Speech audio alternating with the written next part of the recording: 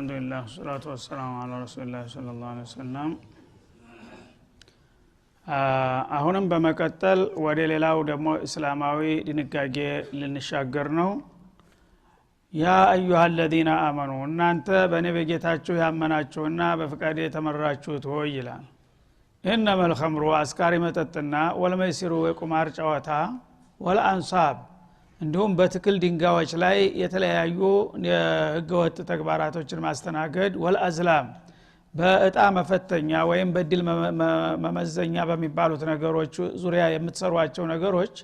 ርጅሱ ምን አመል ሸይጣን ከሰይጣን ተግባራት የሆኑ እርኩስ ስራዎች ናቸውና ፈጅተኒቡ እነዚህን ነገሮች ራቋቸው ለዓለኩም ትፍሊሑን ተአላህ ቁጣና ቅጣት ታመልጡና ለመልካም እድል ትበቁ ዘንድ ይላል ማለት ነው። ይህም ደግሞ ተሽሪዕ አልእስላም እንግዲህ ታተኮረባቸው የማህበረሰብ ጠንቆች ከሚባሉት ነገሮች የተወሰኑትን ጠቀሰልን በዚህ አያት ውስጥ ማለት ነው። በጃሂልያ ጊዜ ብዙ ጊዜ ሰው ልጆች በዘቀጠ አስተሳሰብ ውስጥ ነበር ያሉት። ስለዚህ ለአካላቸውም ለመንፈሳቸውም የሚጎዳቸውን ነገር ይሰራሉ፣ የሚጠቅማቸውን ደግሞ ይተዋሉ። በዚህ መልክ ስለነበሩ ከዛ ዝቅጠት ለማንሳት አላህ Subhanahu Wa Ta'ala የሚያስፈልገውን ድንጋጌ ሁሉ ተስር ቀስ በቀስ ያስተምራቸው ነበር ማለት ነው። እና በእነዚህ አሁን በተጠቀሱት ማህበራዊና ኢኮኖሚያዊ ተውሳኮች ውስጥ የታነቀ ነበርና ማህበረሰቡ። ስለዚህ ምን አለ ያ الذين آمنوا እናንተ አማኞች እስከሆናችሁ ድረስ እኔ አመናችሁ በጌታችሁ ለእናንተ የሚበጀውን ስላው ማውቅላችሁ የተለያዩ ልማዶችን ቢኖሩ ልትላቀቁት እንኳን የማትችሉ ቢመስላችሁም ከዛ መውጣት አለባችሁ። ኢማን ጋራ የማይሄዱ ሰንካላ ባህሪያቶች አሏችሁና እነዛ መታረም አለባቸው ይላል። ከነዛ አንዱና ዋነኛው ኸምር ነው። ኸምር በአረቡ ዓለም እንደ ህይወት ነበር የሚቆጠረው። ኸምር ታልጠጣ ሰው ቁሞ መሄድ አይችልም የሚባልበት ማህበረሰብ ነበረ ማለት ነው። ምግብ ቢተው 2-3 ቀን ማደር ይችላሉ። ያ በጣም የሰውነታቸው ጠንካራ ነበረ በረሃ ሀገር ስለነበሩ ማለት ነው። መጠጥ ግን በሄደበት ያው በኮዳው ይዞ በግመሉ ላይ ቋጥሮ ነው የሚሄደው። እሷን ታልተጎነጨ መንቀሳቀስ አይችልም። ይሄ ነገር እንግዲህ ከባድ ችግር ስለነበረ መይስር ደግሞ የቁማር ጨዋታ ማለት ነው። የተለያየ እንግዲህ የቁማር ጨዋታ ይጫወታሉ። ልምድ ያለው ያንንም እየሞጠለፈ ይበላል፣ የኔ ቢጤው ደግሞ ይበላል ማለት ነው። ባዶ እጁን ይቀራል። ይሄም ሌላው መግፈፊያና ሰዎችን ማስቸገሪያ ነበር። አንሷብ የሚባለው ደግሞ ከሃይማኖት ጋር የተያያዘ ነው። በመቅደስ በቤተ መቅደሳቸው ዙሪያ እንደ አውዲማ ክርት ዙሪያ ጥምጥም የትክል ድንጋዮች ያስቀምጣሉ። እንደ ጡብ የሆኑ ድንጋዮች ይጠርቡና ያዘጋጁና ይሄ የኢባዳ ቦታቸው ላይ ዙሪያውን ይተክሏቸዋል በፎርም። እነዛ ድንጋዮች ተተከሉ በኋላ ቁርባን ያመጣሉ። ቁርባን በሚያርዱ ጊዜ በጉን ግመሉን እዛ ድንጋይ ላይ አንተርሰው ነው የሚያርዱት። እዛ ድንጋይ ላይ ተንተርሶ ካልታረደ ደንቡ አልተጠበቀምና ቁርባኑ ተቀባይነት የለም ይባላል። ባጭበርባሪዎች የተሰራ ህግ ማለት ነው። ደሙ ደግሞ ያ ልክ እንደ ቀለም መቀባት አለበት ድንጋዩ። ገሌ ቁርባን ተቀብሎታል ይባላል። ያ ብዙ ድንጋይ ተቀባ ማለት ነው። እንደዚህ ያሉ እንግዲህ ብልጣብልጦች ሰዎችን የሚያታልሉበትና የሚወዘብዙበት ዘዴ ነበረ ማለት ነው። እና እንደ ጣዖት ይከበራሉ እነዛ ድንጋዮች የቁርባን ማረጃ ስለሆኑ ማለት ነው። ወልአዝላም የሚባለው ደግሞ የጥንቋላ መሳሪያ ናቸው። ታውን ቀደም ያልፏል። አዝላም ማለት እንጨቶች ናቸው። በፎርም ይሰሩና 4 ረድፍ ያላቸው እንጨቶች እንደ ጣውላ ይዘጋጃሉ። እና እነዛ እንጨቶች ላይ ጽሁፍ ይጻፍባቸዋል። በተለያየ የህብረተሰቡ ችግር በሚያጋጥመው ጊዜ ለዛ መፍትሄ ሰጭ ናቸው። ጣዖቱ ጋር ነው የሚቀመጡት። ጣዖቱ እንዲባርካቸውና ወህይ እንዲያስተላልፍላቸው ማለት ነው። ሸርዑን ወህይ የሚያወርደው ጣዖቱ ነው። እነዚህ አስፈጻሚዎች ናቸው እንጨቶቹ ማለት ነው። ያ አስተናጋጁ ደግሞ ያ ኃላፊ ያለ የደንቡን ክፈልና በቃ አይልሃለሁ ይለዋል። የደንቡ ይከፈልና እነዛን እንጨቶች ያወጣና ዘንጎችን ያፋጫቸዋል። እንዲህ ያረግና ጣ እንደሚያወጣ ሰው አንደኛውን ወሰድ ይልሃል። እንደዚህ ላንተ ያቀርብልሃል። ትመዛለህ። በአጋጣሚ እሱ ላይ የተጻፈው ጽሁፍ ባንተ ላይ ይጠበቅብሃል ማለት ነው። እንግዲህ አከራካሪ ነገሮች ሲያጋጥማቸው ለምሳሌ ሰው ሙቶ በአካባቢ ሰው ገሎት ገዳው በሚጠፋ ጊዜ የአካባቢ ህብረተሰብ ተጠርጣሪ ይሆናል፣ ይከሰሳል ማለት ነው። አፈርሳታ ይባላል። እና አንተ ነህ የገደልከው ብለው ይወነጃጀላሉ።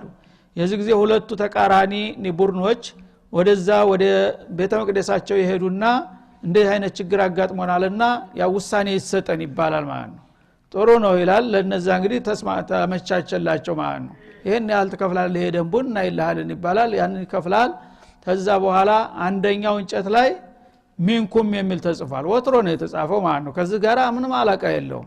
ሌላው ላይ ደግሞ ሚን ገይሪኩም የሚል ተጽፏል ማለት ነው ስለዚህ አንድ ሰው ተገሏል በመሐከላችን እንግዲህ አንተ ገዳይ ነህ አንተም ገዳይ አንተ ነህ ገዳው ተብለን ሁለታችን ተጣልተን መተናል አሁን የነዛ እንጨቶች ወጡልንና ሚንኩም ወሚን ገይሪኩም ያፋጭና ውሰድ ይለኛል ማለት ነው ጽሁፉን በእጁ ይጋርደዋል አላየውም መዘዝ ይለኛል እኔ በገዛ እጄ ስመዝ ሚንኩም የሚል ይወጣብኛል ማለት ነው ያው ከናንተ ናችሁ የገደላችሁት ተብሎ ምንም ማታቀውን ነፍሰ ገዳይ ሆነ 100 ግመል ትከፍላለህ ማለት ነው ሌላው ደግሞ ገዳው በተቃራኒ ሚን ገይሪኩም ከወጣለት ነፃ ይሄዳል ማለት ነው እንደዚህ ያረጉ እንግዲህ ህብረተሰቡን ያተራምሱ ነበር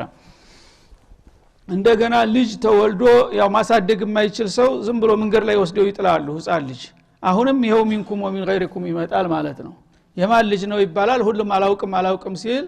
የዛ ጊዜ ያንን ቶሎና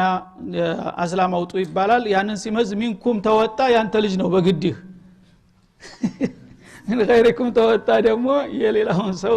ተወስዳለህ ማለት ነው እንደዚህ ይያሉ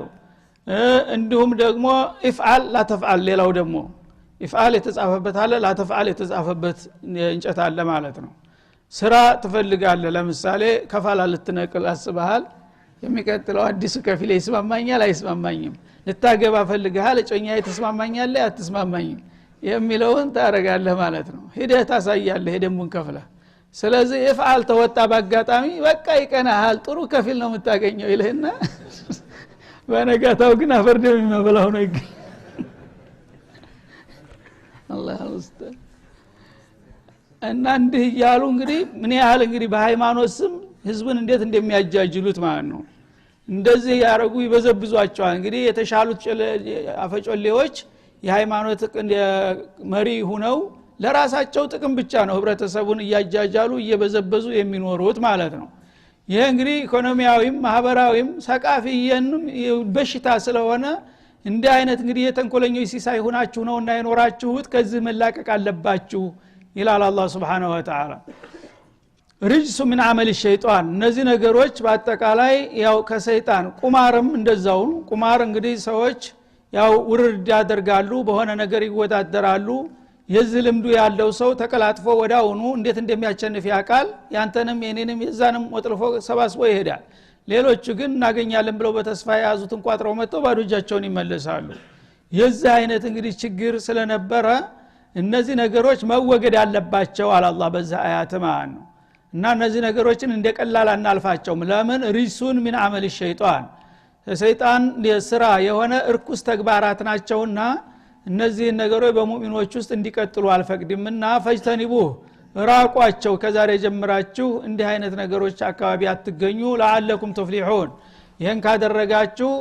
ኑሯችሁ የተቃና ይሆናል የሁሉም መብትና ክብር ይጠበቃል ማለት ነው ካልሆነ ግን ማህበራዊ ኢኮኖሚያዊ ዲቀት ያስከትልባችኋል ውጥንቅጥ ውስጥ ትገባላችሁ በአኺራም ደግሞ የጌታን ህግ ባለማክበራችሁ ለጀሃነም ትጋለጣላችሁና መዳን ከፈለጋችሁ ከእንዲህ አይነት ጠንክ መራቅ አለባችሁ ሲል አስጠነቀቀ ማለት ነው በተጨማሪም እነዚህ ነገሮች በጣም የተመረዙባቸውና በቀላሉ ሊተዋቸው የማይችሉ መሆኑን ስለሚያቅ ምክንያቱንም ገለጸ ማለት ነው ለምን እንደከለከላቸው ብዙ ጊዜ አንድ ነገር حرام ሲያረጋ አላህ ምክንያቱን አይገልጥም ለምን እኔ ጌታችሁ ነኝ በጠቅሉ የሚጎዳችሁን አውቃለሁኝ እንደዛ አትስራ ነው የሚልህ በጣም የተመረዝክበት ነገር በቀላሉ ልትተው ማትችለው እንደ ሱስ ነገር ከሆነ ግን ምክንያቱንም ጉዳቱንም ጭምር ያብራራልሃል ይቅና እንድትሆን እንድታምንበት ማለት ነው ምን አለ ኢንማ ይሪዱ ሸይጣን አላህ ይሄን ሲከለክላችሁ ሰይጣን ደግሞ በተቃራኒው እነዚህ ነገሮች እንዳትተው ነው የሚኮለኩላችሁ ለምን ሽቶ ምን ፈልጎ መሰላችሁ ሸይጣን አንዩቂያ በይነኩም العداوه በእነዚህ መጥፎ ባህሪያቶች ተተመረዛችሁ በኋላ ለተለያዩ ወንጀሎችና ጥላቻዎች እንድትጋለጡና በስበርሳችሁ ውስጥ የመጋጨት እንዲፈጠር ለዛ እንዲመቸው ነው ኸምር መጠጣት አለብህ ቁማር መጫወት አለብህ አዝላም መሳተፍ አለብህ እያለ የሚኮለኩልህ እናንተ እስበርሳችሁ እንዲያትስማሙና እንዲያትከባበሩ ግጭት ለመፍጠር እንዲመቸው ነው ሰይጣን እነዚህን ነገሮች የሚያስተባብራችሁ አለ እና አልዓዳወተ በመካከላችሁ ጥላቻና ቅራኔና ወልበግዳአ ጥላቻ እንዲሰፍን ነው ቅራኔ ማለት በዛሂር እንግዲህ አንድ ሰው ሲበላ ዝም ብሎ አይሄድም ይቆጫዋል ማለት ነው በዛ ላይ እንደገና ቂም ይይዛል የዚህ አይነት ነገር ሊያመጣባችሁ ነው እነዚህን ነገሮች የሚያስተባብራችሁ ፊል ኸምሪ በኸምርና ወልመይሲሪ በተለይም በመይሲር በሁለቱ ነገሮች ኸምር መጀመሪያ ያስደስታል ይጣፍጣል በመተጣጣ ጊዜ በልበል ጨምር ይልሃል ይኮለኩልሃል መይሲርም በመጀመሪያ አካባቢ አውቆ በስልት አንተ እንዲያቸነፍከው መስሎ አውቆ እስተምትገባለት ድረስ የተቸነፈ መስሎ የተወሰነ ድል ይሰጣል ከዛ በኋላ ግን ጣምጣም ይያለህ ተገባ በኋላ የቤት ንብረት ሳትሟጥጥ አትነሳም ማለት ነው በዚህ መልኩ በኸምርና በመይሲር በመካከላችሁ ቅራኔና ጥላቻ እንዲሰፍን የሚጠቀምበት ዘዴ የሰይጣን ተንኮል ነው በዚህ ውስጥ ያለው ይላል ወይሱደኩም አን ዚክሪላህ እንደገና በእነዚህ ነገሮች ስትጠመዱ ከአላህ ዚክር ሊያዘናጋችሁ ነው አንድ ሰው እንግዲህ ተጠጣ ይሰክራል ከሰከረ ሰካራም ላ ኢላሃ ኢላላህ ይላል ወይስ ይዘፍናል በቃ ይሄ ነው ማለት ነው በሱብሃንአላህ ሊል አይችልም አልহামዱሊላህ ይችላል ወላ አዛን ቢመጣ አይሰማውም ማለት ነው የአላህ ዚክር በቃ ተስሜቱ ይወገዳል እና ታላህ ዚክር ሊያስገልላችሁና ሊያረቃችሁ ነው የሚፈልገው ወአኒ ሶላቲ خصوصا በተለይ ደግሞ አህመል ዋጅባት ፊል እስላም የተባለችው ሶላት ናት ሶላትንም ወቅቷን ተጠብቃችሁና ጊዜውን አክብራችሁ እንዲያትሰግዱ ለማገድ የሚጠቀምበት ዘዴ ነው ይሄ ኸምርና መይሲር የሚባለው ነገር فهل انتم منتهون بعد هذه البيان እና በዚህ መልክ እንግዲህ የኸምርና የመይሲርን ጉዳት በዚህ መልክ ታብራራሁላችሁና ካስረዳችሁ በኋላ ካሁን በኋላ አትከለከሉምን በማለት ይጠይቃል ማለት ነው አቂል የሆነ ሰው እንግዲህ ይሄንን አውቆና ሰምቶ ይሁን ግዴለም ልቀጥልበት ሊል አይችልምና ሙሐከማ ኢለል አቅል ለህሊናቸው ፍርድ ያቀረባቸው ማለት ነው እንደ አይነት ድርብርብ የሆነ ጉዳት ያለባቸው ነገሮች እንደለመርን ይዘን መቀጠል አለብን ትላላችሁ ወይስ ትቆጠባላችሁ ትታረማላችሁ ሲላቸው እንተሃይና ያ ረብ አሉ ዑመር ኢብኑ አልኸጣብ እና አሁንማ የዚህን ያህል ነግረህን ታውን በኋላ ወደዛ ማሰብ አይጠበቅብንም ተቆጥበናል ታርመናል በማለት መልስ ሰጡ እና ይሄ ነገር በጣም የተመረዙበት ነገር ከመሆኑ የተነሳ በአንድ ጊዜ አላህ Subhanahu Wa Ta'ala በቀጥታ ሊከለክላቸው አልፈለገም ምክንያቱም የሰዎቹን ችግር ያቀነበርና ማለት ነው በአራት ደረጃ ነው ይሄ ውሳኔ መጨረሻው የመጣው እና በመጀመሪያ ደረጃ የመጣው በቀላሉ ሱረቱ النحل ላይ ያለችው ነው ومن ثمرات النخيل والأعناب تتخذون منه سكرا ورزقا حسنا ይላል አላህ ኒዕማውን ሲቆጥር የተለያዩ የመጠጥ የሸታሸት የፍራፍሬ የስጋ የማር ጸጋዎችን እንደለገሳቸው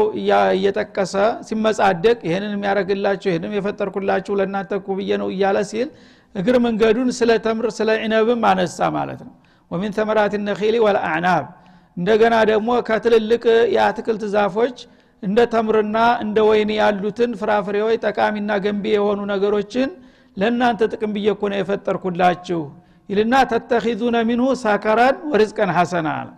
ይሄ ተምርና የወይን ፍራፍሬዎችን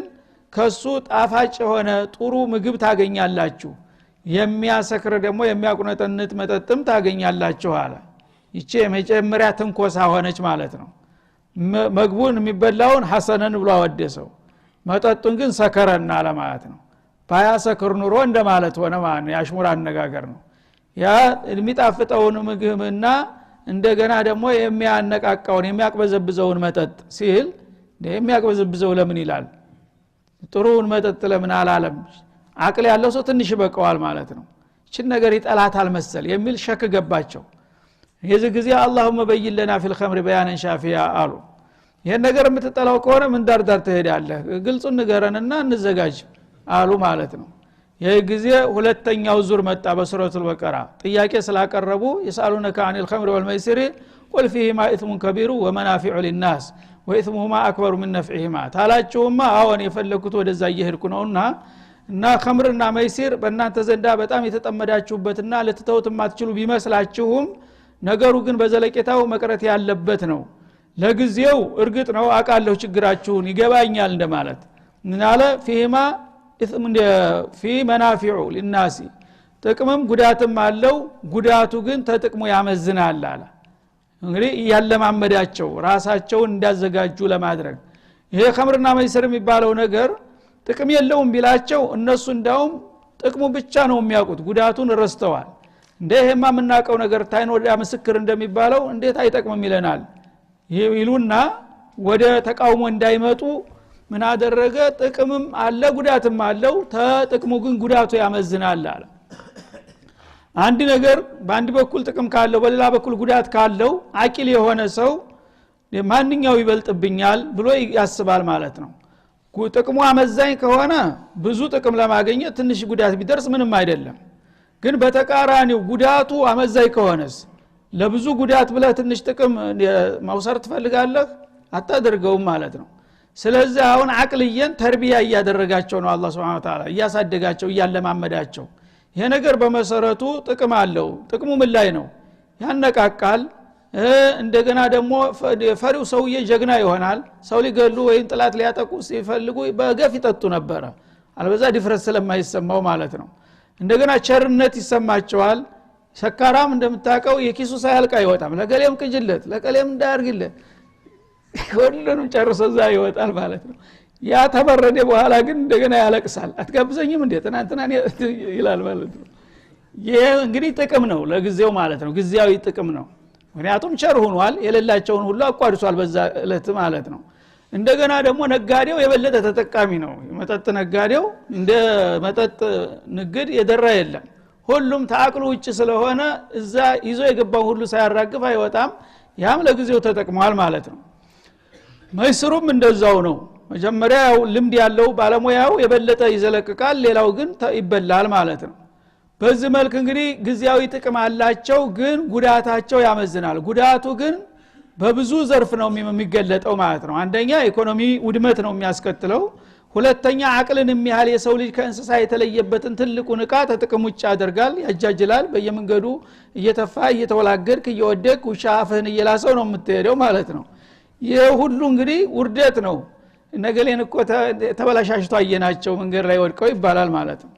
ይሄን እንግዲህ አላህ Subhanahu Wa Ta'ala ራሳቸው እንዲያስቡበትና እውነትም ይሄ ነገር እኮ እንደው አስፈላጊ አይደለም እንዲሉ ዑቀላዎቹ ያዘጋጃቸው ማለት ነው ከዛ ይሄ አሁንም በቂ አይደለም አንዳንዶቹ በጣም የተመረዙት ቁል ፊማ ምንድነው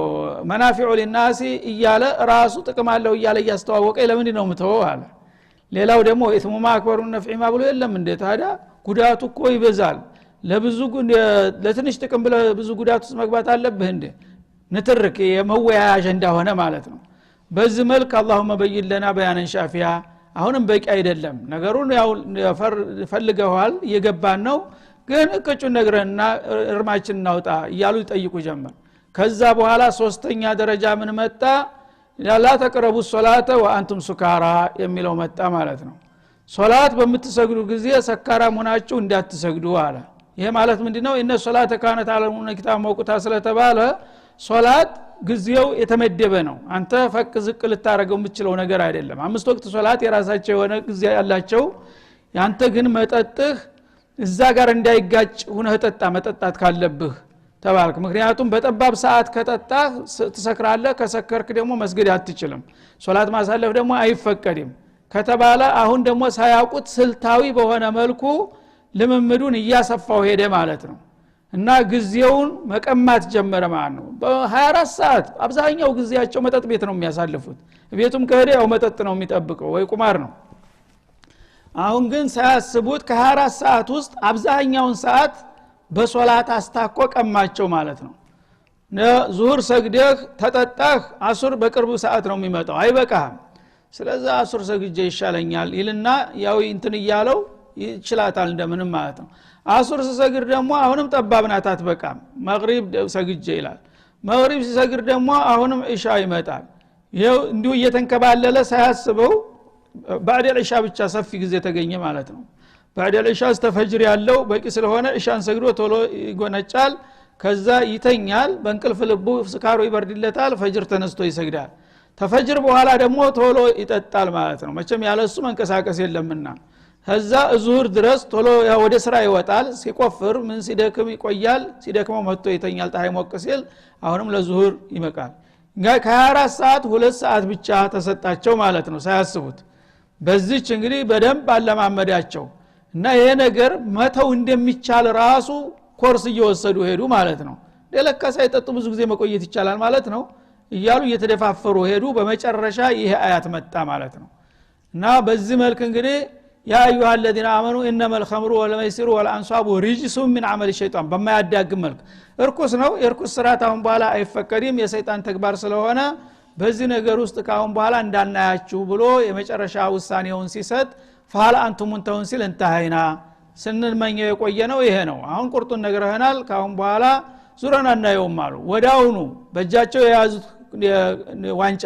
እንደዚህ ወረወሩት እንደሞላ ማለት ነው የተገነበለው ገንቦ ተገነበረ ጋኑ እንዳለ በዱላ እያፈነዱ ጣሉት ማለት ነው እቃውን ጭምር ታውን በኋላ ጥቅም አይሰጥምና እና የመዲና ውስጥ መንገዶች በሙሉ ዶፍ ዝናብ ሲወርድ ጎርፍ እንደሚያጥለቀልቀው ሆነ ከየቤቱ የሚወጣው ይላል ማለት ነው አነስ ብኑ ማሊክ እና በዚህ መልክ እንግዲህ ኢማናቸው ምን ያህል ቀውይ እንደነበረ ለዛ ደረጃ ግን በጣም የተመረዙበትንና ለብዙ ዘመናት ሊለያዩት የማይችሉትን ነገር በአንድ ጊዜ አንቅረው እንደተፉትና ለመጨረሻ ጊዜ እንደጣሉት ያስመሰክራል ማለት ነው አሁን ያለነው እንግዲህ የተለያዩ ልምዶች ያለን ሰዎች እንደዚህ ነው የሚጠበቅብን ሙእሚን ከሆነ ማለት ነው ግን የት ነው ያለነው እንሰማለን አሁንም የለመርነው ነገር መልሶ አሁን እዚች እስከ ተቀመጥን ድረስ ሲጃራ የሚያጨሰው ሁሉ መስጂድ ውስጥ ነው አያጨስም ግን መቼ ወጥቼ መቼ አጥቼ እያለ ነው ጭንቅላት ውስጥ ያለው በሯ ሲደርስ መጀመሪያ የሚለኩሰው ይሄ ምን አይነት ኢማን ነው እንደዚህ አይነት ኢማን ሁሉ ጊዜ የሚዲህ መቆም የማይችል ማለት ነው ስለዚህ አንድ ጌታ የከለከለህን ነገር ለጌታ እኔ እስቲ ተጎድቼ እሱ እንደስ ይበለው ስትል ነው ጌታ የሚቀበልህ ሁሉ ጊዜ የግል ስሜትህን ብቻ የምታሳድድ ከሆነ ጌታን የምታስደስትበት ስራ አልሰራህም ማለት ነው በምኑ ላይ ነው ታዲያ አንተን የሚቀበለው ስለዚህ ለአላህ ተብሎ መስዋዕት የሚከፈሉ ነገሮች የምንወዳቸውና የምንመርጣቸው ነገሮች ነው ለአላህ መሰዋት ያለብንና ያኔ ነው ኢማናችን ሊያድግና ጥሩ ውጤት ሊያመጣ የሚችለው ማለትን ያስተምረናል ማለት ነው ስለዚህ ወአጢዑ الله ወአጢዑ الرسول አለ አላህ እንደዚህ አይነት ትእዛዛት ሲመጡ ጌታችሁ ያዘዛችሁን ነገር ሰጥለጥ ብላችሁ ታዘዙ አማኝ ነኝ ብለህ ሲያበቃ ጌታ ያዘዘህን ነገር ወለም ዘለም የምትል ከሆንክ የት ላይ ነው አማኝነትህ ኢማን እኮ በተግባር ነው የሚለካውና በእንደ አይነቶቹ ኬላ ላይ ነው የምትታወቀው ማንነትህና ጌታችሁን ተገዙ ወአጢዑ ረሱልም አለይሂ ሰላቱ ወሰለም ከጌታቸው ተቀብለው ያመጡትን መመሪያ ሲነግሯቸውና ሲያስተምሯቸው የዓለምን ማቅማማት መቀበል አለባችሁ ወህደሩ من المخالفه እንደ አይነት ትእዛዛት ሲመጡ የግል ስሜታችሁን መቋቋም አቅቷችሁ ወለም ዘለም ከማለትና ከማንጓጠጥ መጠንቀቅ አለባችሁ ይላል ጥቅም ላይ ሲመጣ ጥቅምን እንግዲህ ማትሰዋ ከሆነ ስም ብቻ ነው የሚሆነው እስላም ማለት ነው አንተ ልትሰራው የማይችለው የሚከብድህን ነገር ለአላህ ብለህ ስትሰራ ወይም ደግሞ በጣም የምትፈልገውን የተመረዝክበትን ነገር ለአላህ ብለህ ስትተወው ያኔ ነው ኢማንህ ትርጉም የሚኖረው ማለት ነው ይሄንን ካላደረግ ግን ስሜት ጋር የምትጓዝ ከሆንክ ኢማን ከቃል አልፎ አልሄደም ፈኢን ተወለይቱም ይሄንን እንግዲህ የጌታ መለኮታዊ መመሪያና ምክር ከሰማችሁ በኋላ ሰምታችሁ እንዳልሰማችሁ ወደ ኋላ ልትንሸራተቱ ከሞከራችሁ ፈዕለሙ انما على رسولنا البلاغ المبين ያኔ በመለክተኛችን ላይ ግልጽ የሆነ መልእክት ማድረስ እንጂ ሌላ የሌለበት መሆኑን ወቁ መልእክተኛው መልእክቱን አድርሷል ኃላፊነቱን ተወጥቷል እናንተ ግን ይሄንን ነገር ስራ ላይ ካላላችሁ ተጠያቂ ትሆናላችሁ በላቸው ይላል ማለት ነው ስለዚህ አላህ መመሪያው ማውረድ ይኖርበታል በመለክተኛው መልእክቱን ማድረስ እናንተ ደግሞ ያን ነገር መቀበልና መተግበር ይሄ ነው ድርሻችን ነው የሚለው ስለዚህ አላህ በበኩሉ ለባሮቹ መመሪያውን ልኳል ያው ኃላፊነቱን ተወጥቷል መልእክተኛው መልእክቱን አድርሷል አይጠየቅም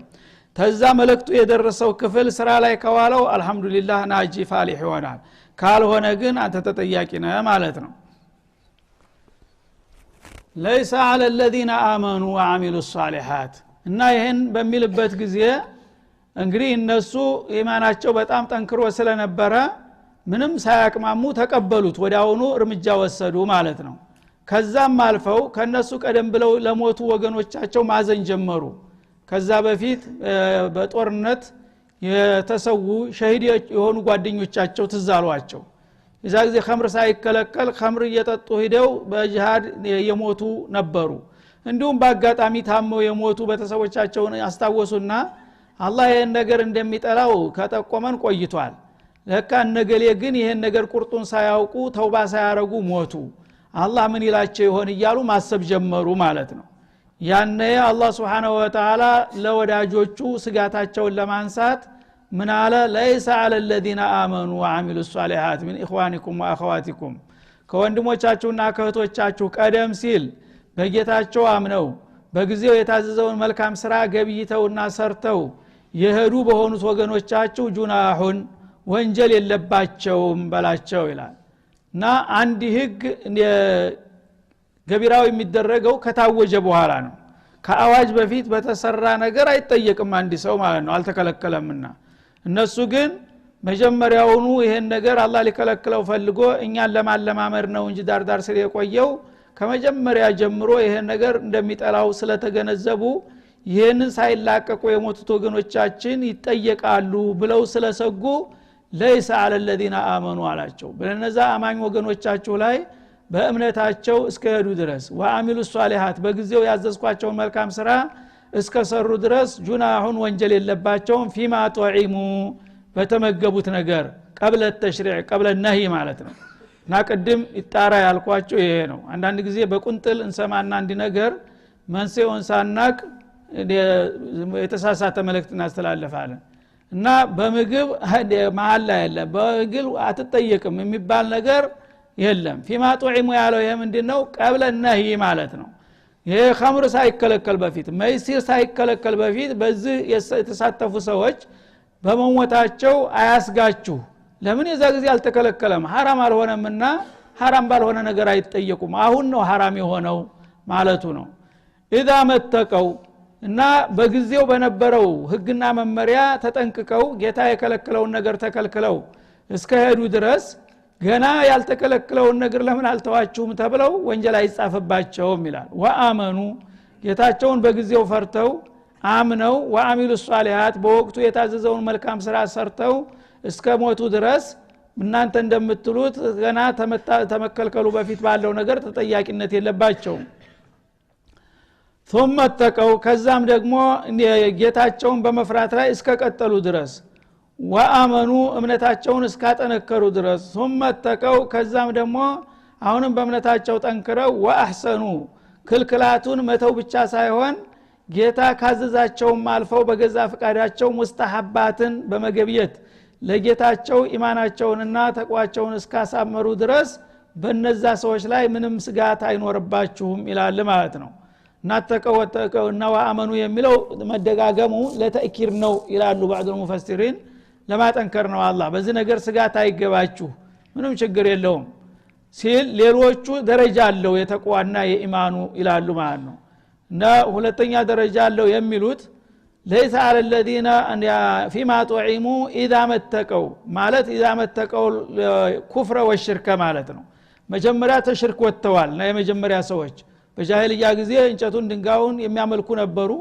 ከዛ ተሽርክ ጣጣ ወጥተው ተጠንቅቀው ወአመኑ በጌታቸው አምነው እስከሄዱ ድረስ አሁን በተደነገገው በአዲሱ ህግ ተመታዘዙና ተመከልከሉ በፊት ተጠያቂ አይደሉም ለማለት ነው ثم اتقوا የሚለው ደግሞ መሐሪሞችን አምነዋል ግን ተዛ ታመኑ በኋላ በወቅቱ የተከለከሉ حرام ነገሮችን ተጠንቅቀዋል ማለት ነው እነ ኸምር ገና አልተከለከሉም እነ መይሲር ግን በወቅቱ ለምሳሌ እንደዚህና ያሉ ነገሮች እንደ ሪባ ያሉ ነገሮች ተከልክለው ከሆነ እነዛን ተጠንቅቀዋቸዋል ማለት ነው ثم اتقوا እንደገና ደግሞ ከባኢረ እንደሱ ሶጋኢረ الذنوبን ከባድ የሆኑትን ወንጀሎች ተጠነቀቁ ከዛም አልፈው ደግሞ መለስተኛና ጥቅቅን የሚባሉትን ወንጀሎችን ተጠንቅቀው እስከሄዱ ድረስ ወአህሰኑ ከዛም በላይ ደግሞ አላህ ታዘዛቸው በላይ ጨምረው በሱናና በሙስተሐብ ደረጃ የሚፈለግባቸውን ነገሮች ተክረውና ገቢተው ከሄዱ በነዛ ሰዎች ላይ ምንም ስጋት አይኖርባቸውም والله يحب المحسنين አላህ ስራቸውን አሳማሪ የሆኑትን ባሮችን ይወዳልና በጊዜው የታዘዙትንና የሚችሉትን እስካደረጉ ድረስ ሙህሲኖች ናቸው ሙህሲኖችን ደግሞ በወንጀል አይፈልጋቸውም ሲል አበሰራቸው ማለት ነው هذا وصلى الله وسلم على النبي وعلى اله وصحبه والسلام عليكم ورحمه الله